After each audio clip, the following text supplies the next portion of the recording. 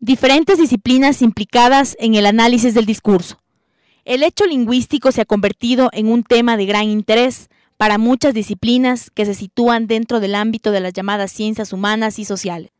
La antropología lingüística desde el siglo XX se ha interesado muy esencialmente por la relación entre la lengua, pensamiento y cultura. Así como también podemos decir que la antropología pone el acento en la diferencia, en la diversidad, mientras que hay otras disciplinas que ponen el acento en lo común y lo universal. La etnografía de la comunicación nos plantea que la competencia lingüística se ha de entender como una parte del conjunto de conocimientos y habilidades que componen la competencia comunicativa, a su vez parte de la competencia cultural. Lo que caracteriza a la cohesión a un grupo de humanos es el hecho de compartir un repertorio verbal y comunicativo y hábitos del uso en ese repertorio que es variado y heterogéneo.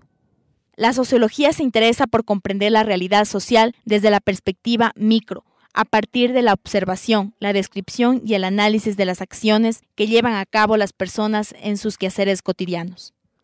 El interaccionalismo simbólico sitúa en primer plano el papel que desempeñan las interacciones en la vida cotidiana. La etnometodología parte de la constancia de que los seres humanos no participen de forma regular en múltiples circunstancias, que poseen una estructura compleja y elaborada. Las personas participan utilizando métodos que dan sentido a las diferentes actividades que realizan.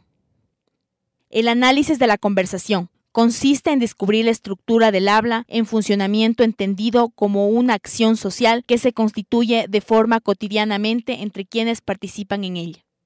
La sociolingüística interaccional recoge las aportaciones de la etnografía, de la comunicación y procura integrar en una misma propuesta otras aportaciones procedentes de las perspectivas microsociológicas. Se propone relacionar los análisis de tipo cualitativo e intensivo con una teoría social dentro de la cual esos microanálisis obtengan una dimensión de mayor alcance.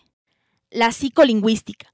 Parece claro que aún aceptada la realidad innata del lenguaje, esa capacidad propia de la especie humana no se desarrolla si no se vive en sociedad. La ciencia cognitiva ha aportado conceptos muy productivos, como los marcos, guiones, esquemas o planes que permiten entender y analizar como artículo la mente, el conocimiento y que ponen en funcionamiento para la actuación y la comprensión de los eventos en que las personas se desenvuelven.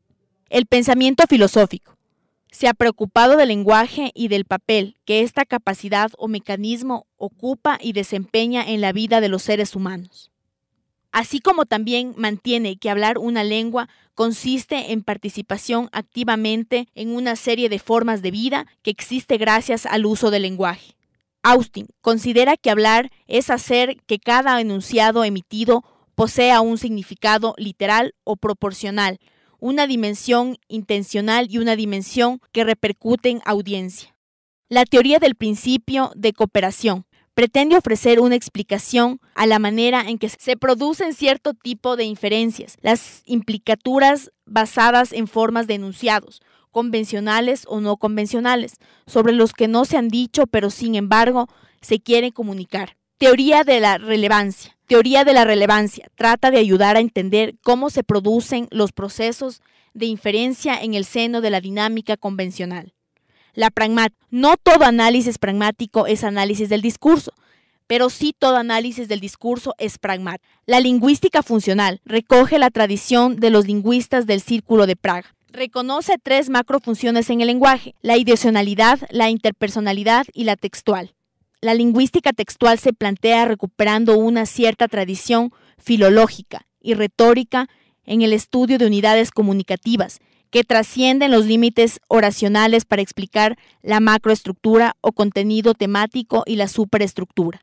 La teoría de la enunciación es también una de las fuentes de algunos acercamientos semióticos al análisis del discurso.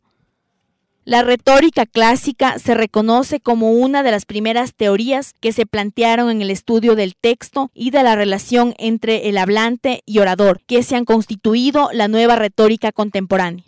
El análisis del discurso es un instrumento que permite entender las prácticas discursivas que se producen en todas las esferas de la vida social, en las que el uso de la palabra oral y escrita forma parte de actividades que en ella se desarrolla. En ese sentido, el análisis del discurso se puede entender no solo como una práctica investigadora, sino también como un instrumento de acción social, como se plantea desde hace algunas corrientes, sociolingüística internacional o el análisis crítico del discurso.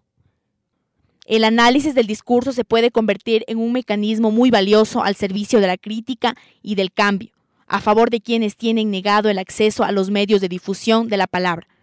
De manera que no solo son discursos dominantes, sino también aquellos en los que se expresa la marginación o la resistencia, que pueden hacerse escuchar.